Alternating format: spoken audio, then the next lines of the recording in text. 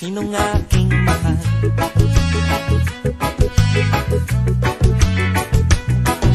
Tanong mo sa akin, sagot ko'y di magtatagal.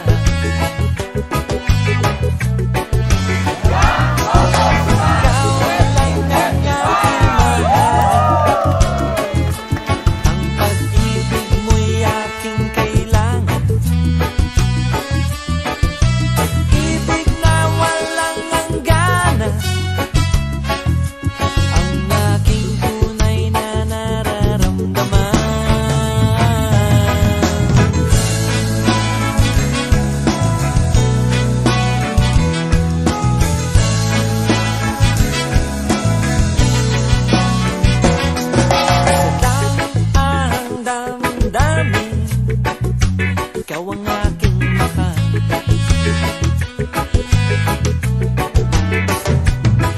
Maniwala ka sana, sa akin ay walang iba.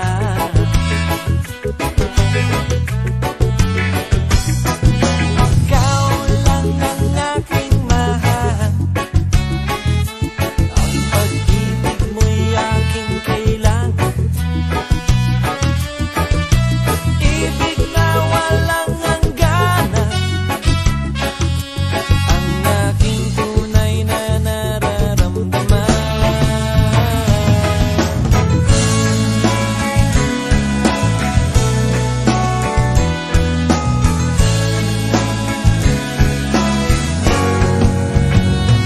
Ang nais ko sana'y inyong malaman, sa hilaga o sa timog o kanluran, at kahit saan pa man,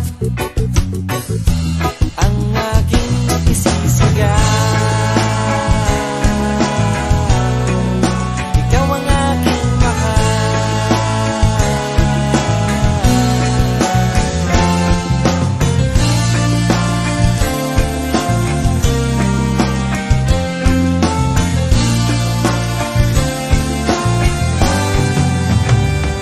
Ang nais ko sana'y inyong malaman, sa hilaga o sa timog o kanluran, at kahit saan pa man, ang aking isisigaw.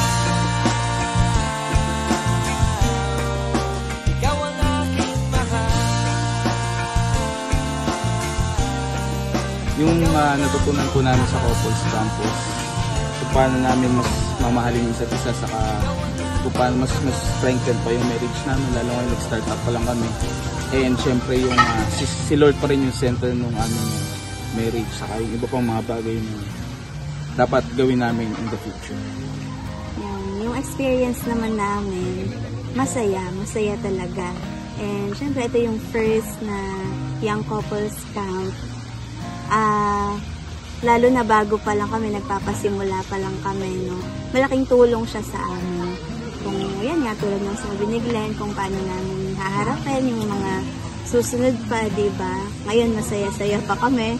Pero sa mga susunod na panahon, di naman natin alam anong mangyayari. Pero malaki yung tulong sa amin ng Word. Yan, masaya yung experience namin sa mga games. Nanalo kami. Yes. And naka-fellowship namin yung mga kasama namin mga couples. Ayun, blessing ni Lord sa amin. Thank you kay Lord, kay Daddy sa experience na naranasan namin dito sa camp, na malaking alaga na kami mag-asawa ay may relax. Kasi pares kami nagtatrabaho at naranasan namin ito. Thank you. Ganun din sa akin. Maraming salamat kay Daddy, sa mga staff, kay Pastor RJ, na laging may bagong natututunan, nakaka-relaxing sa mga couple na nakasama namin dito sa camp na to. Maraming salamat po. Nagpapasalamat kami kay Lord sa experience namin dito sa Young Couples Camp. First ever Young Couples Camp ng Wolca Family. So, na-appreciate namin si Lord sa ginawa niya, sa message na aming narinig. No? Kasi nakita namin kung ano pa yung mga kailangan namin i-improve habang kami tumatagal bilang mag-asawa. nakikita namin na may mga nakakalimutan kami at malaking bagay ito para mas ma-improve pa namin yung aming pagsasama. Yan. Kaya na-appreciate namin ang gawain ito at nakita namin na kung meron kaming kailangang pag-investan pa, no, pagdating sa aming buhay, yung aming marriage talaga. Habang tumatanda kami, yon, alamin at tingnan pa rin namin lagi kung ano yung pangangailangan ng bawat isa. Kaya salamat kay Lord, yan, na-appreciate namin ang program na to at ang lahat ng staff na ginamit nito. Salamat kay Lord dahil yung mga message na natanggap namin simula kagabi, may a-apply namin pag-uwi namin sa bahay, para mas lalo pa namin mapatatag yung aming relasyon sa tulong at gabay ni Lord. Experience namin sa camp na to na ang sarap-sarap pala na kahit paminsan-minsan yung lumayo muna, yan, na enjoyin yung kanilang dalawa ng aking asawa. At natutunan ko sa camp na to, natutunan namin na habang binibigyan ng Lord ng pagkakataon na maranasan yung ganitong mga camps, no, huwag i-miss. At syempre, hanggat binibigyan ng lakas ni Lord, i-enjoy pa rin. Kasi darating ang time na tatanda, manghihina ang mga tuhod, kaya naman mas maganda na yung mga ganitong opportunity talaga is huwag i-miss. So ayun, yung naging experience namin dito sa activity na to is masaya naman, though medyo na-late lang kaming konti, pero yung importante kasi doon yung napakinggan namin yung message ni Lord sa aming mag-asawa. So ayun, natutunan namin na talagang kailangan sa pag-aasawa, nagbibigayan, nagpapasensyahan, yun. So dapat alam mo yung needs ng asawa mo, yung husband mo, tapos syempre siya, alam din niya yung needs ko. So, para talagang napagkakasunduan at nagiging maayos yung isang relasyon. Ayun po, bilang mag-asawa, marami po kami natutunan dito sa activity na to, na kung saan mas lalo pang magpapatatag sa aming relasyon bilang mag-asawa. At masaya dito. Maraming matututunan dahil sa mga message ng mga pastor, word of God na talagang magpapatibay sa aming samahan bilang mag-asawa. Masaya yung naging couples camp yung kahapon pala. Maganda yung namin natutunan tungkol sa mas kilalanin pa namin ang bawat isa at mas maging sentro namin si Lord sa pakikitungo namin bilang mag-asawa. Sa akin naman,